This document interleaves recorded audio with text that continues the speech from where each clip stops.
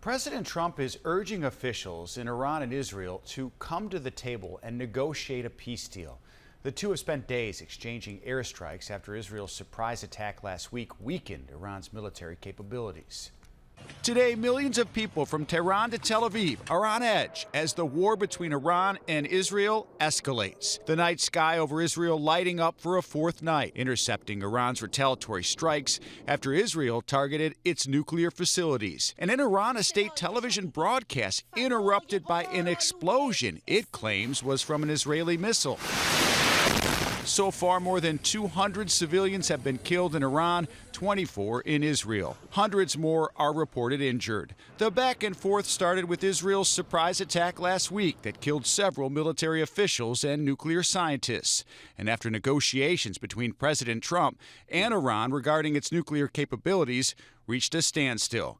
Trump, speaking today at the G7 summit in Canada, said he's still hopeful a deal can be made despite no sign either side is backing down. It's painful for both parties, but I'd say Iran is not winning this war.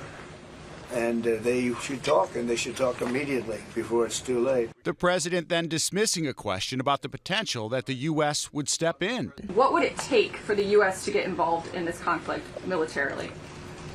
I don't want to talk about that. Israeli Prime Minister Benjamin Netanyahu, speaking exclusively with ABC's Jonathan Karl today, lobbied for American support. We're not just fighting our enemy, we're fighting your enemy. For God's sake, they chant, death to Israel, death to America. We're simply on their way, and this could reach America soon. Officials tell ABC News Israel said they had a window to kill Iran's supreme leader, but President Trump rejected that idea, as saying it would only escalate the conflict. Netanyahu dismissed Trump's claim and hasn't ruled out doing so.